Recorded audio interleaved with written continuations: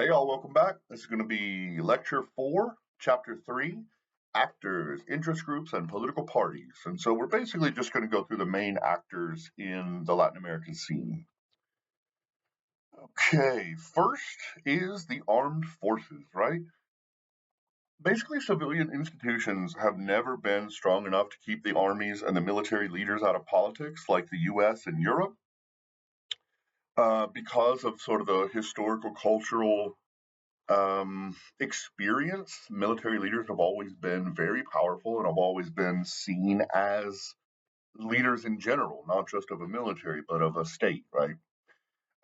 Coups with usual excuses of the sort of Roman tyrant, right, taking over to save the people for a short time. It never really panned out. A lot of times they took over for many, many years or even decades. Uh, in the 50s and 60s, the US instituted a sort of pseudo Marshall Plan with Latin America, with the national militaries unfortunately leading the charge for developing infrastructure, roads, schools, plumbing, utilities, ports, whatever. And so while civilian trust was being reduced, the US was bolstering military trust as being able to run a state. And so that sort of worked against our advantage in a sense.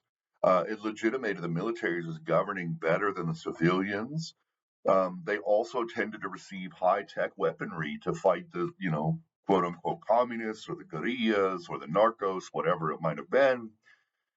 Unfortunately, they used those weapons for huge bouts of repression, violations of human rights, mass murder, what are they called? Mass graves, unmarked graves, disappearings of political opponents, journalists, etc.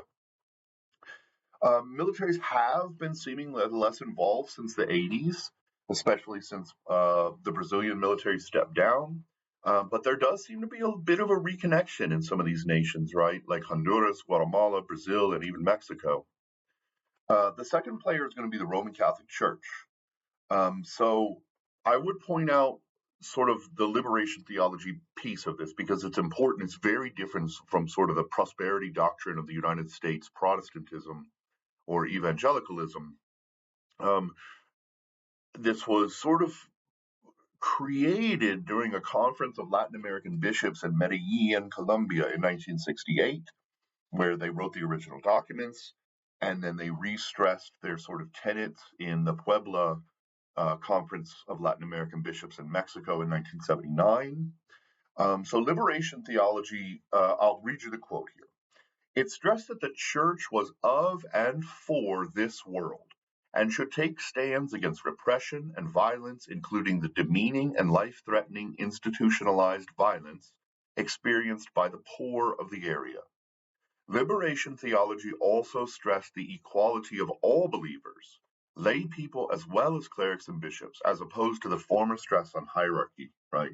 And so a lot of this is what Cardinal Joseph Ratzinger took problem with, not only the lack of hierarchy, right, that all parishioners are equal before the eyes of God, but also that the church should take a political stand against repression and violence, right?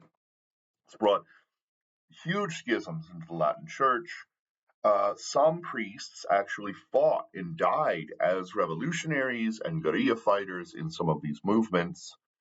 Um, Interestingly, the church is thought to be sort of losing influence in the Latin American scene, especially the Catholic Church. This is due to quite a few things: modernization, secularization, and the growing influence of the evangelical church and the LDS, or the Mormon church. Okay, the third big player is the large landowners. Generally, there's a massive rift between the landowning elites and sort of the landless peasants and the indigenous people of the communities. And urbanization is sort of reducing the power of large landholders, but they're still very, very powerful, especially in places like Brazil and Argentina. The fourth is commercial and industrial elites, right? These are growing, especially more recently since post industrialism. Um, ISI had largely failed, except in light and medium industries, right? So if you ran like I don't know, like you're making microwaves, like you might have made it. Or if you're making like refrigerators, your company might be doing all right. But like if you're making cars or you're making communications equipment or you're making drilling platforms, like you're not competing with the Euro world, with Asia, with America. Um, and so that took a little shine off of these people, right? Foreign trade, however, is very important to the new outlook of the Latin American economies. According to neoliberalism, they basically want to see low trade barriers, right? No protectionism, no tariffs, lots of trade agreements like NAFTA, etc. And they want to focus on comparative advantage. So they want to diversify, but there's also a focus on comparative advantage. Uh, they're mostly urbanized in port cities, right? So most of the people who have this commercial and industrial elite position tend to live in the port cities, and they tend to be growing in power right now. You also have the middle classes. They've generally historically sided with the elites, not with the leftist revolutionaries, though, that's a mixed case.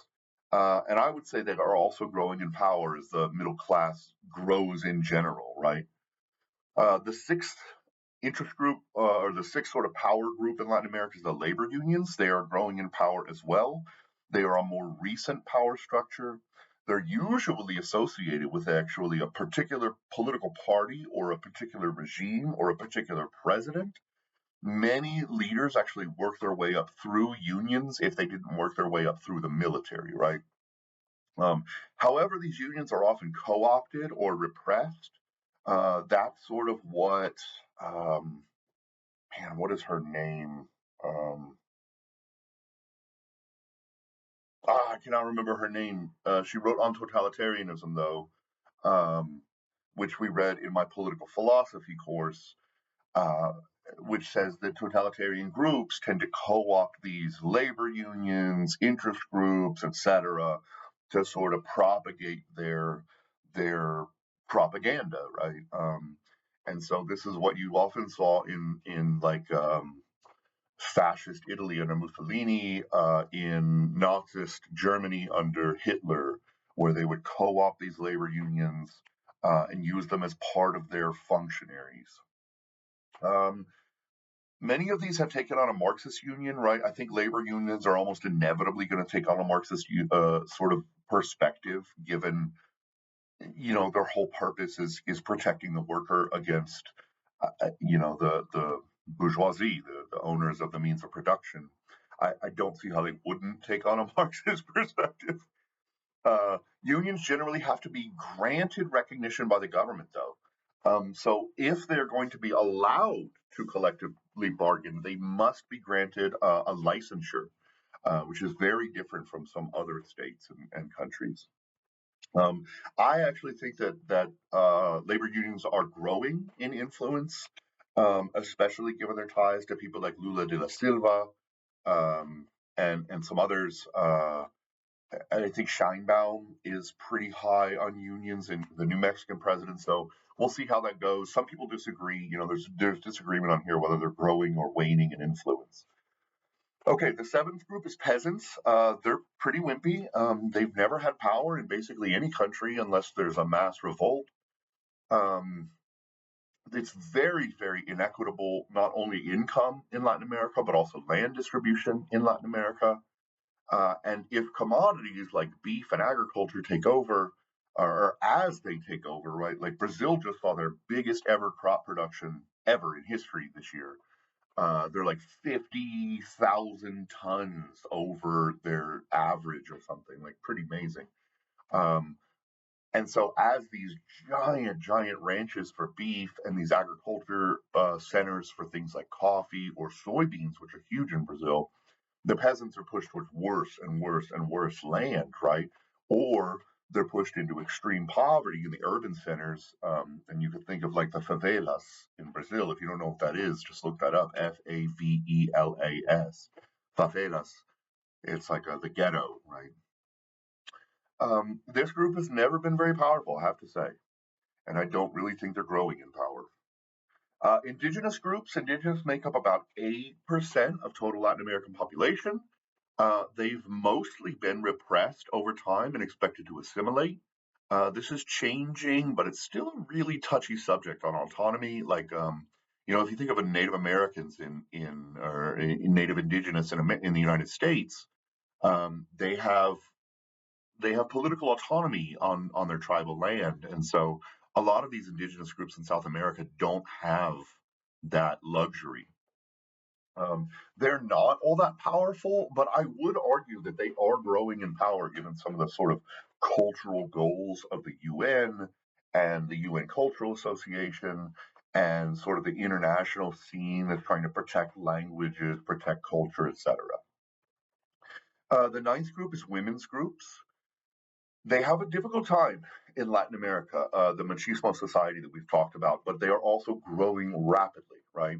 And we've seen lots of presidents in South America, whereas we have not in the United States and in some European countries. So you had Chamorro in Nicaragua, you had Bachelet in Chile, Kirchner in Argentina. Her husband also served. You had Dilma Rousseff in Brazil until she was put in prison for the car wash scandal.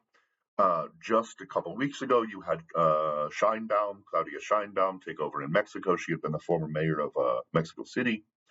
And then we also see more women in legislatures by far than we do in America. Maybe about 17 to 20% of American legislature, federal legislature, is filled with women. In Latin America, it's usually around 40 to 50%. A lot of them actually have like minimum guarantees for women, even. So yeah, very, very different look, and it's the most gender inclusive region on Earth, comparable with Northern Europe, like Finland, Netherlands, Sweden, Switzerland.